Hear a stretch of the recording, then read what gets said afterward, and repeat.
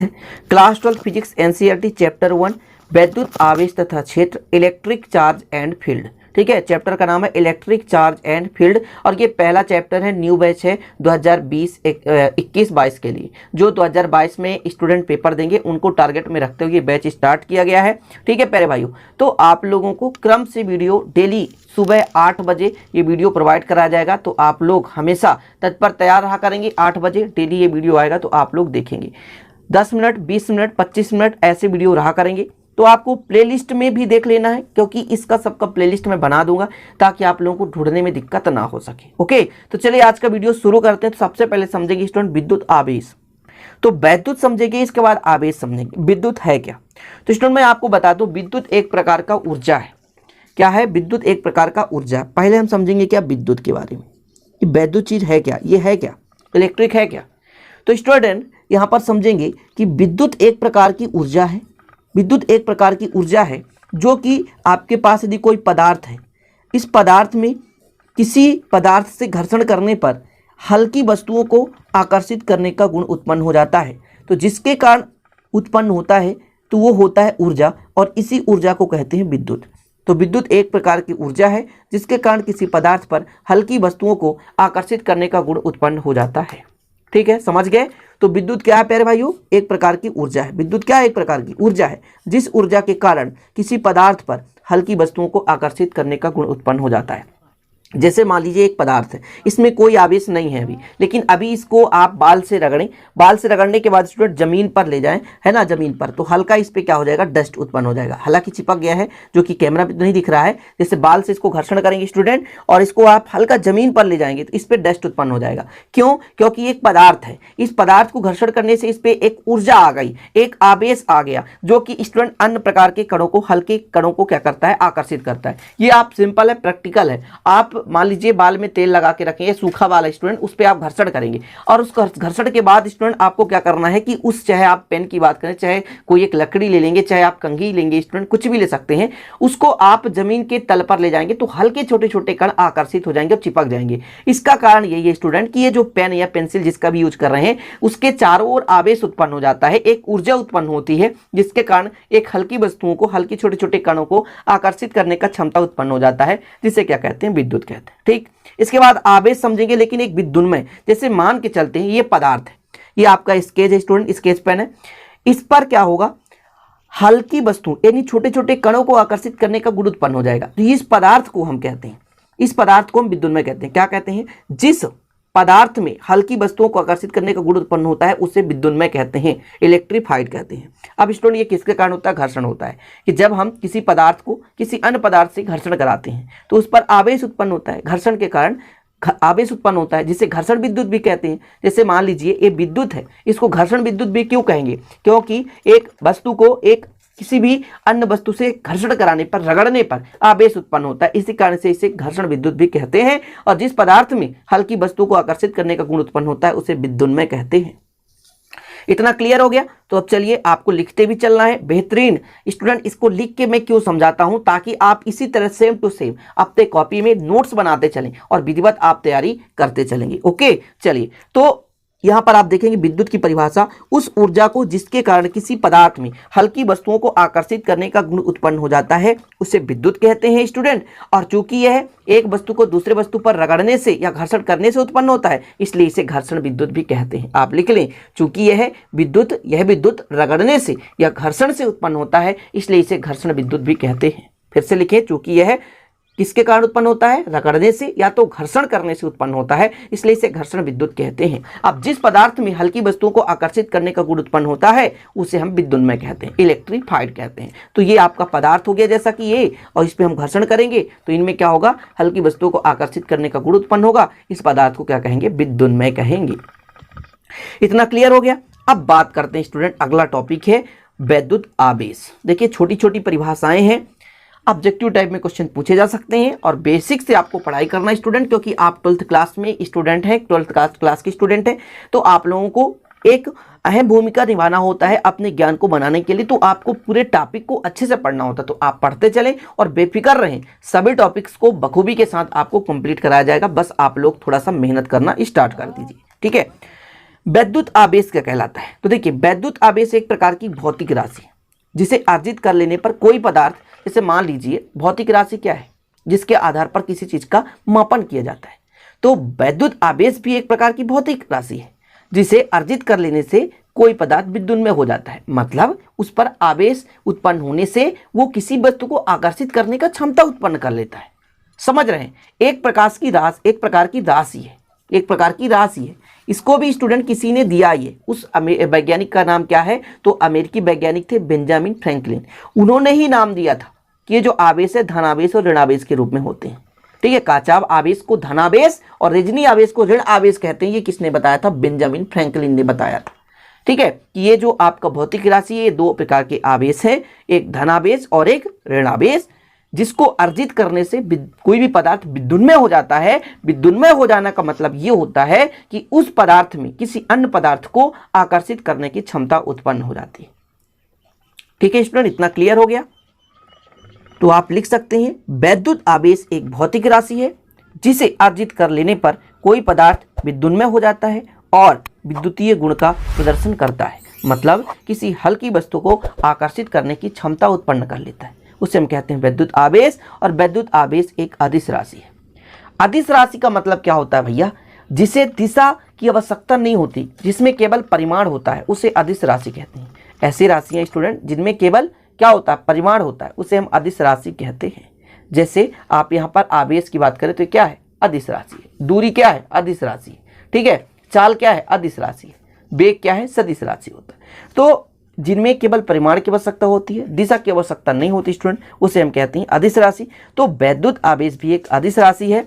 इसका एसआई मात्रक मैं यहाँ पे लिख देता हूँ, एसआई मात्रक। एसआई मात्रक क्या होता है स्टूडेंट? एसआई मात्रक तो कूलाम है, एसआई मात्रक कूलाम है। इसके बाद मैं यहाँ पर लिख देता हूँ विमीय सूत्र। अच्छा, कूलाम, यहाँ पर आपको आवेश बराबर यदि आपसे पूछा जाए तो आवेश बराबर क्या होता है? धारा गुणे समय, धारा गुणे समय। ठीक है प्यारे भाइयों, तो विमीय सूत्र आपको बताना। विमीय सूत्र कैसे बताएंगे? विमीय सूत्र कैसे बताएंगे? देखिए, द्रव्यमान है क्या? नहीं है, तो m0। दूरी है क्या? नहीं है, तो L0। टाइम है क्या? हाँ टाइम है। और स्टूडेंट धारा है, मतलब एम्पियर। ये हो गया आपका विमीय सूत्र। ठीक है, धारा गुणे समय, ये हो गया विमीय सूत्र। मतलब एक टाइम है और एक एम्पियर है। आप लोगों ने पढ़ा होगा आवेश प्रवाह की दर को धारा कहते हैं। आवेश प्रवाह की दर को धारा कहते हैं। यहाँ पर मैं एक फार्मूला लिखता हूँ, धारा बराबर आवेश बटे समय। यदि समय के साथ आवेश में परिवर्तन धारा कहलाता है। तो यहाँ से आवेश बराबर निकल के आएगा धारा गुणे समय। ठीक है, इससे आपने निकाल लिया कि आवेश का फार्मूला होता है धारा गुणे समय, और विमीय सूत्र हो गया m0 L0 t की पावर 1 और a के पावर 1। अब इसके बाद यदि आवेश के प्रकार की बात की जाए स्टूडेंट, आवेश के प्रकार की बात चर्चा करेंगे, है ना? थोड़ा सा आपको अच्छे से समझना है। आवेश के प्रकार, तो आवेश कितने प्रकार का होता है? 2 प्रकार का होता है ना? पहला है धनावेश, ठीक है, और दूसरा स्टूडेंट ऋणावेश। इसका प्रायोगिक सिद्धांत समझेंगे, ये कैसे उत्पन्न हुआ, कैसे प्रायोगिक रूप से देखा गया। तो सबसे पहले अपन ने क्या किया स्टूडेंट, जैसे प्रायोगिक करते हैं, आपके पास एक क्षण है कांच का क्षण। ठीक है, एक क्षण है, ये कांच का क्षण है स्टूडेंट। इसको स्वतंत्रता पूर्वक किसी भी सतह से मान लीजिए लटकाया गया है। अब आपका एक कांच का क्षण है, इसको अपन क्या करते हैं कि रेशम के कपड़े से, कांच का क्षण है स्टूडेंट, कांच का क्षण है, इसको किसके साथ? रेशम के कपड़े से। किससे? रेशम के कपड़े से घर्षण कराते हैं, रेशम के कपड़े से घर्षण कराते हैं। तो इस पर कौन सा आवेश उत्पन्न होता है? धनावेश। ठीक है, इस पर कौन सा आवेश उत्पन्न हो जाता है? धनावेश। अब यहाँ पर थोड़ा सा आपको समझना है, ये आपके पास रेशम का कपड़ा था, इसको हमने घर्षण करा दिया किसके साथ प्यारे भाइयों? कांच के क्षण के साथ। घर्षण कराने से आखिर होता क्या है? इस पर धनावेश आता क्यों है? अब इस पर धनावेश है, क्या इस पर कुछ नहीं होगा? जी हाँ, इस पर ऋणावेश उत्पन्न होगा। इस पर कौन सा आवेश? ऋणावेश। क्यों? क्योंकि स्टूडेंट यहाँ पर और यहाँ पर इन दोनों को जब आपस में रगड़ेंगे तो इलेक्ट्रॉन का आदान प्रदान होगा। मतलब कांच के क्षण का जो इलेक्ट्रॉन है वो कहाँ चला जाएगा, वो रेशम के कपड़े में चला जाएगा। तो यहाँ पर कमी होगी, ये दिया इसलिए धनात्मक आवेश यहाँ पर उत्पन्न हुआ, और ये ले लिया इस पर यहाँ पर ऋणात्मक आवेश उत्पन्न हो गया। तो ये जो रेशम का कपड़ा है वो ऋणावेश कहला गया, क्योंकि इन्होंने आवेश को लिया है और ये दिया है, इसलिए ये धनावेश हो गया।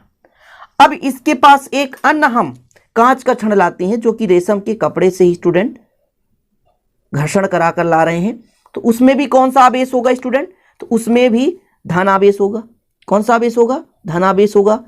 अब इनको यदि पास में लाएंगे तो इन दोनों के बीच क्या होगा, प्रतिकर्षण होगा। क्या होगा, प्रतिकर्षण होगा। चीजें क्लियर, समझ गए कि यानी हम एक कांच का क्षण है उसको हमने रेशम के कपड़े से रगड़कर, ठीक है, या कि मान लीजिए कोई भी एम्बर और मान लीजिए खाल है, समझ रहे हैं, तो हमने कांच के क्षण को रेशम के कपड़े से रगड़ा या अन्य प्रकार के कपड़ों से रगड़ा, और उसे जो कि रेशम से बना हुआ है, और उसे धागे से लटकाकर एक अन्य कांच के क्षण से हमने क्या किया, संपर्क में लाया। तो हमने क्या देखा कि एक दूसरे को प्रतिकर्षित कर रहे हैं, तो दोनों के बीच जो बल लग रहा है वो प्रतिकर्षण बल लग रहा है। मतलब समान आवेश थे, और समान आवेश में क्या हुआ प्यारे भाइयों, समान आवेश में यहां पर आपने सीखा प्रतिकर्षण हुआ। समान आवेश में प्रतिकर्षण हुआ, मतलब जब हम कांच के क्षण को रेशम के कपड़े से, है ना, घर्षण कराते हैं, रगड़ते हैं, तो स्टूडेंट आपके पास कौन सा आवेश उत्पन्न होता है, धन आवेश उत्पन्न होता है। अब बात करते हैं, जैसे इसके जगह हम ले लेते हैं एबोनाइट का क्षण, और एबोनाइट के क्षण को हम किसी ऊनी कपड़े से, है ना, रगड़ते हैं। तो आपके पास एक एबोनाइट का क्षण है, मान के चलते हैं ये एक एबोनाइट का क्षण है, और ये दूसरा एबोनाइट का क्षण है, ठीक है, ये एक एबोनाइट का क्षण है।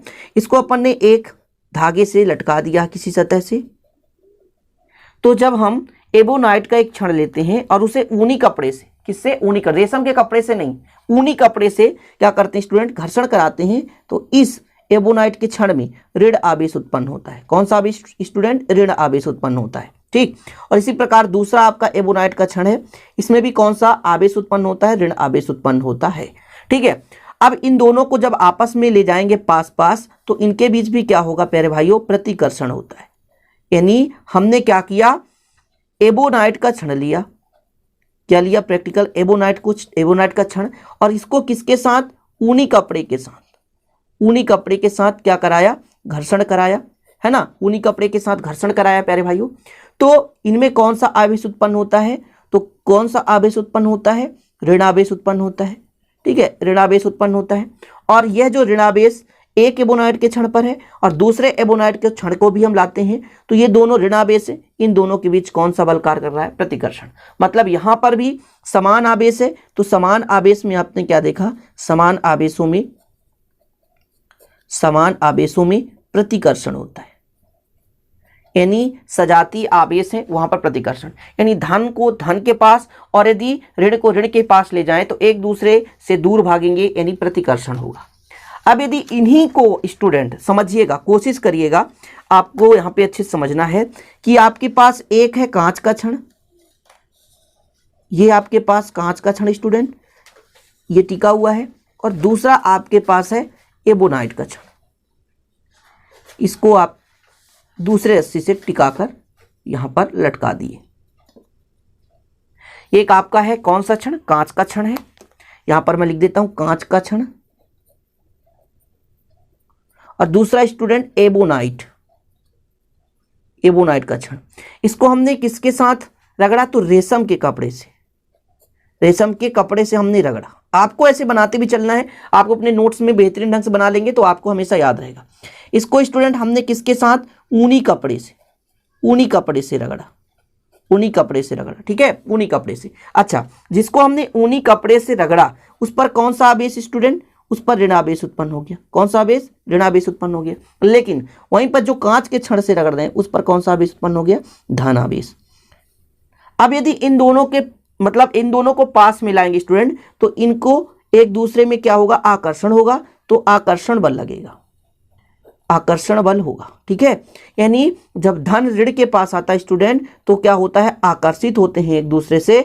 तो यहां पर देखने को ये मिला कि जब हम धनात्मक को ऋणात्मक के सिरे के पास ले जाते हैं तो आकर्षण होता है, यानी विजातीय आवेश, विजातीय आवेश, विजातीय आवेश में यानी मतलब विपरीत आवेश में क्या होता है स्टूडेंट, आकर्षण होता है, आकर्षण बल लगता है, यानी एक दूसरे को आकर्षित करते हैं। इतना क्लियर हो गया स्टूडेंट, समझ गए? आशा और उम्मीद है कि आप बिल्कुल पॉइंट बाय पॉइंट समझते जाते होंगे स्टूडेंट। और इस प्रकार के प्रायोगिक के आधार पर अमेरिकी वैज्ञानिक बेंजामिन फ्रैंकलिन ने कांचाव आवेशों को धनावेश यानी कांच पर उत्पन्न आवेश को धनावेश और रिजनी आवेश मतलब एबोनाइट के सिरों पर उत्पन्न आवेश को कौन सा आवेश दिया स्टूडेंट, तो उसे ऋण आवेश दिया।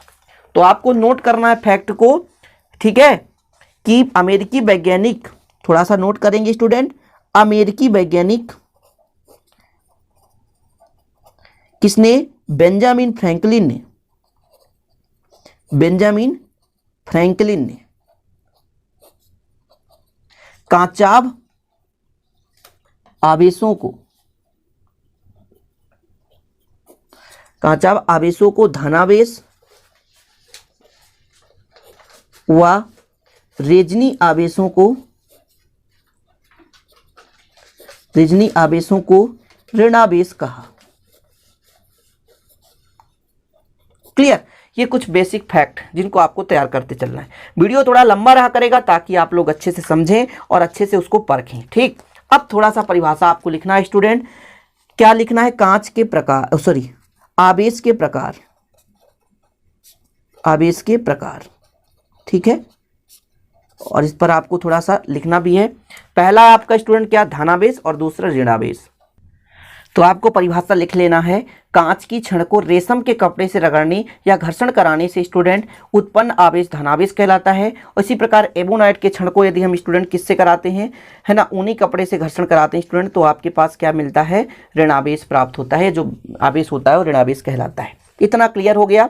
साथ में आपको फैक्ट लिखना है कि सजातीय आवेशों में, दो फैक्ट मैंने अलग लिखा दिया है, दो फैक्ट लिख लेना है स्टूडेंट कि सजातीय आवेश में क्या होता है, प्रतिकर्षण होता है। सजातीय आवेश में प्रतिकर्षण, सजातीय आवेश में क्या होता है, प्रतिकर्षण, सजातीय आवेश में प्रतिकर्षण, क्योंकि ये सब ऑब्जेक्टिव ऑब्जेक्टिव यहीं से बनते स्टूडेंट, इसलिए फैक्ट लिखा रहा हूँ। सजातीय आवेश में प्रतिकर्षण और विजातीय आवेश, विजातीय आवेश यानी भिन्न भिन्न आवेश में क्या होता है, आकर्षण होता है। सजातीय आवेश में क्या होता है, प्रतिकर्षण, और विजातीय आवेश में आकर्षण होता है। ठीक है, अब कुछ यहाँ पर मैं फैक्ट लिखा रहा हूँ जिनमें कि धनावेश उत्पन्न होता है और कुछ ऐसे फैक्ट हैं जिनमें कि ऋणावेश उत्पन्न होता है। तो एक छोटा सा आपको चार्ट बना लेना है स्टूडेंट, एक छोटा सा चार्ट बनाना है जिसमें आपको एक साइड लिखना है धनावेश और एक साइड लिखना है आपको ऋणावेश। ठीक है, एक छोटा सा चार्ट आपको बनाना है सिंपल सा। तो एक साइड आप लिख लें धनावेश, यानी कांच के छड़ को हम किससे रगड़ें, ऋणावेश। ठीक है, तो धनावेश की बात करें, जैसे कांच का छड़ है, इस पर धनावेश उत्पन्न हो सकता है। ठीक है, या मान लीजिए ऊनी कपड़ा है, ऊनी कपड़ा, भाई ऊनी कपड़ा को हम एबोनाइट से उत्पन्न किए तो एबोनाइट पे ऋण आया तो ऊनी कपड़ा पे धन आएगा। अभी इसको बारीकी समझाता हूँ। ऊनी कोट है, एटसेट्रा आदि हो सकते हैं। ऊनी गलीचा है, ऊन से बना हुआ कोई भी आपके पास, है ना, कपड़ा है ऊन से बना हुआ, सभी में क्या है, धनावेश उत्पन्न होगा। अब यहाँ पर रेशम का कपड़ा है जिसको हमने कांच से रगड़ा था तो कांच पे धन आया था, रेशम का कपड़ा है। एबोनाइट का छड़ है, एबोनाइट का छड़ हो गया। रबर के जूते हो गए, खाल जिसे बोलते हैं, बिल्ली का खाल। ठीक है, और क्या हो सकता है स्टूडेंट, बिल्ली का खाल, बिल्ली का खाल। ठीक है, मतलब स्टूडेंट इतना आपने चार्ट देखा, इनमें से इनको यदि आप इनसे रगड़ोगे, है ना, तो इनमें ऋणावेश और इनमें धनावेश उत्पन्न होगा। क्योंकि जब आपके पास दो पदार्थ हैं तो इनमें यदि मतलब कोई आवेश नहीं है, मतलब सब में समान है, जब घर्षण कराए दोनों को तो एक का आवेश क्या होता है, ट्रांसफर होता है, एक का आवेश दूसरे पर ट्रांसफर हो जाता है, ट्रांसफर। तो जिस पे ट्रांसफर हुआ उस पर ऋण आ गया, है ना, और जिस पे है ना, कमी हो उस पर धन आ गया। इस प्रकार से ये धनावेश और ऋणावेश उत्पन्न होने का खेल होता है। मतलब यहाँ पर आपके पास कांच का छड़ है, इसको हमने किससे रगड़ दिया, रबर के जूते से रगड़ा, तो ये जो कांच का छड़ है इसका आवेश कहाँ चला गया, रबर के जूते पर, तो कांच पर धन आ गया और रबर के जूते पर ऋण आ गया। इसी प्रकार ऊनी कपड़ा है, इसको हमने एबोनाइट के छड़ से रगड़ दिया, तो ऊनी कपड़ा पर जो आवेश है वो एबोनाइट के छड़ पर चला गया, तो एबोनाइट पर ऋण आ गया और ऊनी कपड़े पर धन आ गया। ये होता है स्टूडेंट आज का। आप लोगों ने धनावेश और ऋणावेश से संबंधित सारे टॉपिक्स को समझे। इसके बाद आवेश उत्पत्ति का इलेक्ट्रॉनिकी सिद्धांत है, और इसके बाद स्टूडेंट छोटे छोटे टॉपिक्स हैं, तो प्रेरण द्वारा आवेशन है, चालन है, विद्युत रोधी अर्धचालक है, भू समकर्षण है ना, और छोटे छोटे टॉपिक्स है। इसके बाद आवेश का संरक्षण है, आवेश का क्वांटीकरण है, क्वांटीकरण से न्यूमेरिकल क्वेश्चन है, स्वर्ण पत्र विद्युतदर्शी है। तो सभी टॉपिक्स को धीरे धीरे करके समझाऊंगा। तो आशा और उम्मीद करता हूँ ये पहला सेशन है, और इसके बाद क्रम से वीडियो आपको 8 बजे मिलेंगे। जब भी वीडियो अपलोड होगा 8 बजे ही होगा, चिंता करने की जरूरत नहीं है, हर दिन आपके पास वीडियो आएगा। तो वीडियो आप लोगों को अच्छा लगे तो लाइक करके जाइएगा, दोस्तों के साथ शेयर करिएगा। मिलते हैं अगले वीडियो में। जय हिंद।